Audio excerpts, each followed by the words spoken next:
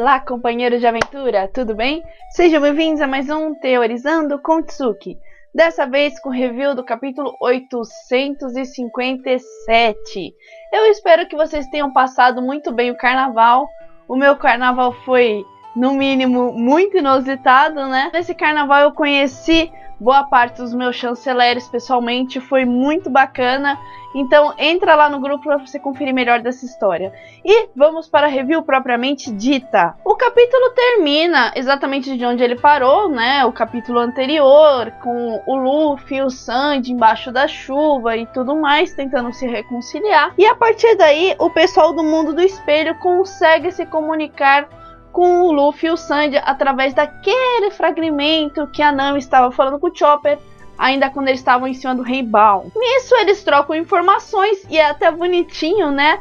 Quando eles falam que eles conseguiram resgatar todo mundo e o Brook conseguiu fazer as cópias, que o Luffy vai lá e elogia seus companheiros e todos eles ficam sem graça, né? Nesse momento o Brook e a Carrot imitam o Chopper, né? Fala assim, ai, seu maldito, você acha que eu fico feliz com isso? É bem bacana de ver, é sempre legal ver o Luffy elogiando a galera. E temos a Nami em relação ao Sanji, né?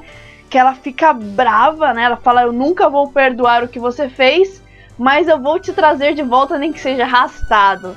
É aquela relação de amor e ódio. É isso, né? No final eles são companheiros e isso que importa. Depois eles vão lavar a roupa suja, né? Literalmente. Ela ficou bem no papel de Zoro de Water 7, né? Tinha até comentado isso, eu acho que no review do bando. Da mesma forma que o Zoro ficou contra a volta do Sop, sem um pedido de desculpas, aparentemente a Nami está fazendo a mesma coisa. Só que da mesma forma que quando apareceu ali o Sogeking, pá, e o Zoro não interferiu, agora que a treta tá desenrolando, a Nami também não interferiu. Mas eu acredito que depois, quando o bando estiver reunido e os maiores problemas tiverem sido resolvidos, aí eles vão sentar para conversar. E eu ainda espero que o Sanji peça perdão para todo mundo. E, paralelo a isso, né, enquanto a Nami dá uma bronca pro Sanji, ele tá lá, ai meu Deus, Nami-san, isso é então um pedido de casamento? Muito estilo Hancock, né?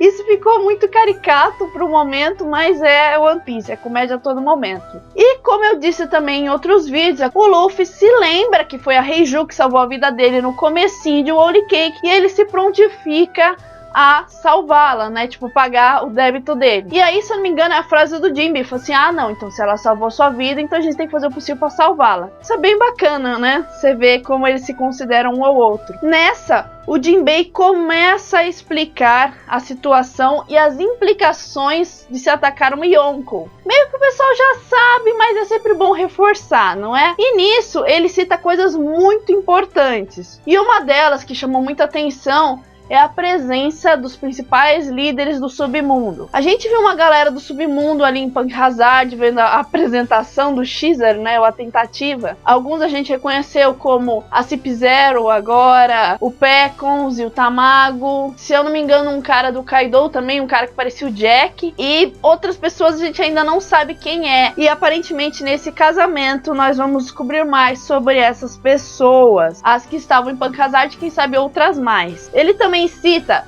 só temos 10 de nós pra fazer tudo isso, né, pra desafiar uma Yonko. E eu vi muita gente comentando na internet, eu também fiquei com uma pulguinha atrás da orelha. A primeira vez que eu li, eu falei assim, ok, né, ele tá zoando com a Brulé e com o cara lá de Rhodes, que eu nem lembro mais. Depois eu parei, pensei e falei assim, não, é estranho ele ter incluído os dois, né, eles não estão aparentemente querendo cooperar de forma nenhuma. E aí que muita gente na internet está conversando, será que ele está incluindo mais 2 pessoas no plano? Será que tem mais alguém lá que vai ajudar eles que ele ainda não falou abertamente para os Mugiwaras? Ou até falou, mas só para a galera do mundo dos espelhos? Como ele mesmo disse no começo da conversa, eu já expliquei tudo às que estão aqui, né, no mundo do espelho. Ele falou uma coisa parecida. Fica a dúvida, eu não tenho quem chutou exatamente, pode ser 2 piratas do sol, porque ele não falou em nenhum momento mais sobre os piratas do sol, além do fato de que eles salvaram o Pecons, não é, um dos companheiros dele, ou pode ser algum dos maridos da Big Mom, algum outro filho, alguma coisa assim. Esses 2 aliados sobrando são um pouco duvidosos. E depois disso ele começa a fazer uma apresentação do Capone, né, mostrando todos os clichês mafiosos e toda uma explicação de como a máfia funciona em si, né? Toda aquela organização criminosa baseada no modelo italiano, né? Que é conhecida como máfia. Mostra que ele começou muito jovem, que ele ficou conhecido por matar chefes e muitas pessoas queriam a cabeça dele, e por causa disso ele acabou procurando, né, as asas de um Yonko. Também fala que quando ele se cansou da vida de mafioso e dessas pessoas perseguindo ele simplesmente foi para o mar. A partir do momento que ele também teve o governo como seu inimigo, né? Até então ele só tinha as famílias lá da máfia do West Blue, ou West Blue, eu não sei falar inglês direito, mas você sabe que é o Mar Oeste, tá, gente? Porque sempre falam pra mim que eu falo mar errado, mas é porque eu não sei pronunciar inglês. De qualquer forma, ele estava vinculado a princípio só nas famílias de lá. Depois, quando ele foi pro mar, ele ganhou uma recompensa. Isso explicaria, por exemplo, porque apesar de ele fazer tanto caos, ele tem uma recompensa relativamente baixa. Porque o que ele fazia ficava ali local, né? A máfia já é uma coisa mais ligada ao submundo, então não interferia diretamente no governo, por isso o governo não dava muita bola, talvez ele nem tivesse uma recompensa até entrar no mar. Outra coisa muito interessante que é bem bacana a gente pontuar é no momento que o Jinbei fala que o Capone ficou muito conhecido por pegar só a cabeça dos capitães que ele enfrentava. Ele ia contra um bando pirata, só matava o capitão e ficava por isso mesmo. Isso é bacana porque era uma coisa que acontecia muito no mundo real, sabe? Os capitães geralmente lutavam entre eles e o capitão que ganhasse ficava com a tripulação rival. O máximo que nós tivemos disso em One Piece foi a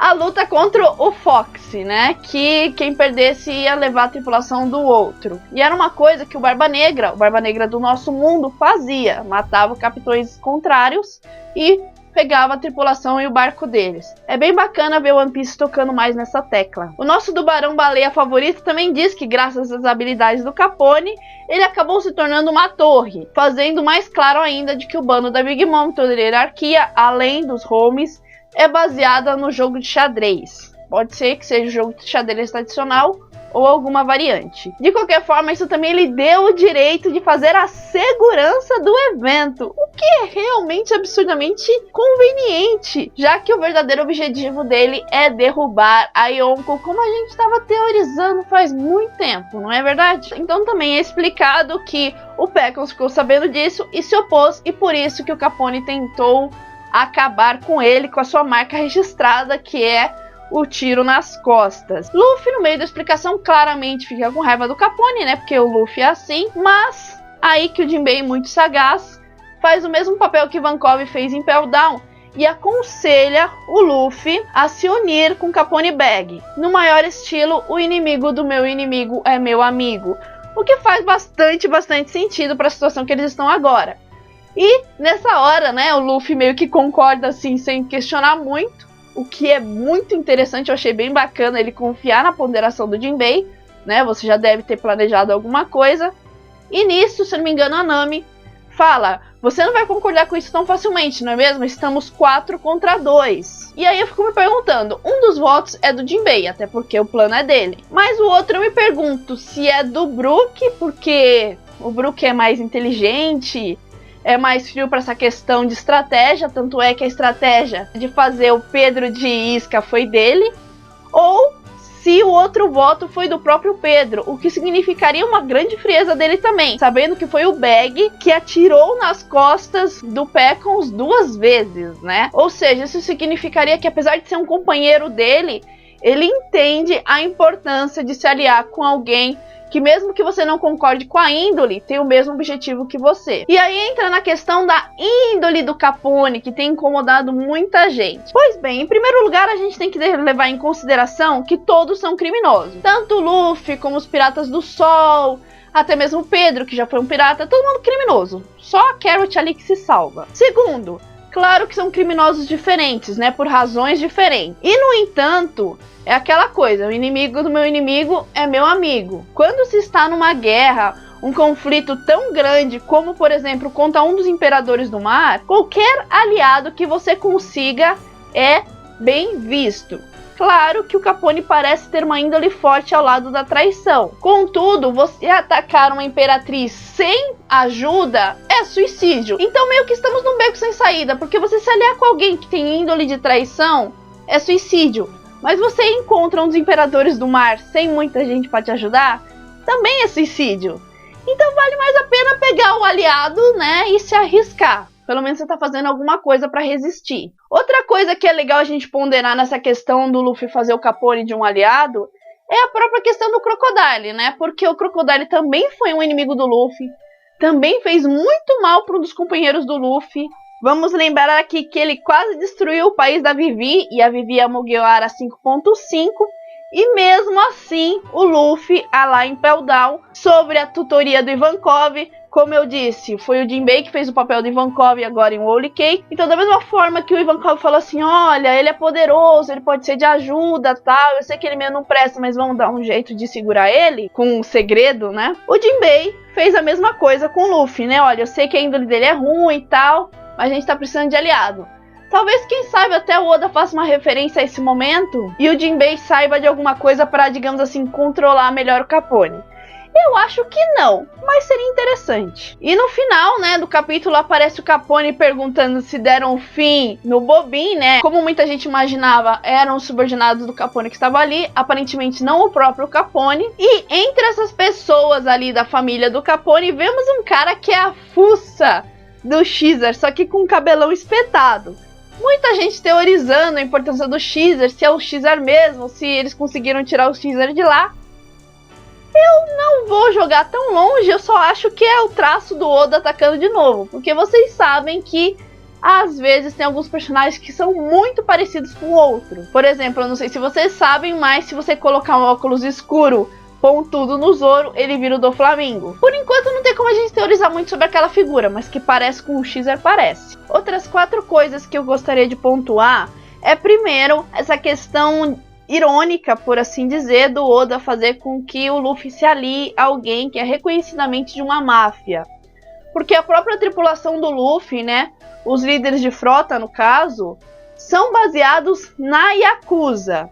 E as duas organizações, tanto a máfia como a Yakuza, são organizações criminosas que se englobam em volta da ideia da família, certo? Tem um pai e tem as pessoas mais ligadas a ele que têm títulos diferentes e que podem chamar o líder de formas diferentes. Da mesma forma que na máfia do Capone, aparentemente, os tripulantes dele chamam ele de padrinho, na Yakuza do Luffy o chamam de Oyabun. Outra coisa bem interessante pontuar, levando-se em conta a Yakuza, seria a própria alcunha do Jinbei, uma vez que ela é traduzida meio assim como o primeiro filho do mar, que perde um pouco sentido, mas em japonês ele quer dizer basicamente que ele é o primeiro filho da Yakuza, ou seja, tem o chefe que é o pai e ele é o primeiro filho, responsável de organizar os outros filhos da família, né? É bem interessante que tanto o Luffy quanto o Jinbei, que propôs a aliança, também tem uma ligação com essas organizações criminosas que envolvem famílias. Outra coisinha que o Landim pediu para mim pontuar, um dos meus chanceleres, é a questão da Robin. Será que ela não conheceria nenhum dos criminosos que vão aparecer nesse casamento? Claro que ela não está presente, mas aparentemente ela tem um envolvimento com o submundo, com as coisas que aconteceram principalmente no Mar do Oeste, não é?